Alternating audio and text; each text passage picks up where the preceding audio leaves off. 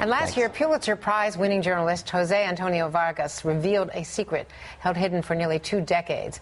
Writing in the New York Times Magazine a year ago tomorrow, he admitted that he was living in this country illegally, like millions of other undocumented immigrants here. Vargas arrived in this country when he was only a child. He remained trying to carve out a respectable life. In last week's edition of Time Magazine, on the cover, Vargas writes about his journey since coming out of the shadows and the challenge that this country has to address. 12 million illegal immigrants who call America home. Joining me now, Jose Antonio Vargas, a contributor to Time Magazine, and it's such a pleasure to meet you. Oh, it's nice to meet you. Pulitzer Prize-winning writer for your coverage of Virginia Tech. When you I was part of a team, yeah, that won the Pulitzer. For the Washington Post. Looking back, yeah, a year now of living with this, what has it been like since you took that step and declared yourself? You know, I traveled around the country. I actually went to about 20 states in a year, 60 events in 20 states in a year. Alabama, Arizona, Iowa, Georgia. And what was stunning to me was just the level of ignorance and that people have about this issue. Like, the question that I got asked most was, why don't you just make yourself legal?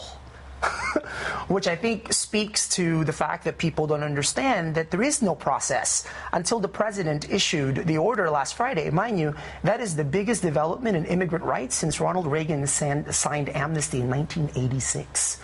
Now, I don't know if you're under 30. Does it apply to you? 31. No, I'm 4 months. 4 I'm 4 months older. Yeah.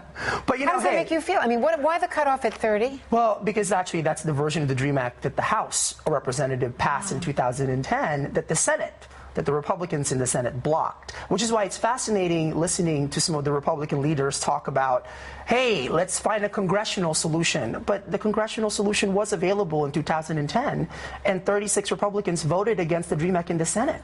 So that's what Mitt Romney said today. He said that the president worked on cash for clunkers and didn't work on immigration. Well, but this is also the same Mitt Romney. I was in Iowa when he was campaigning for the Iowa caucuses, who said that he didn't support, that he would veto the DREAM Act if it reached his desk, and said that people like me should, quote unquote, self-deport.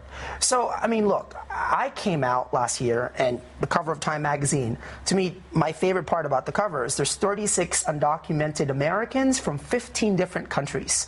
And our goal is, let's have a conversation. I would love to talk to Governor Romney and Senator Rubio and actually get at some solution. Actually, as Marco Rubio said, depoliticize this and humanize it.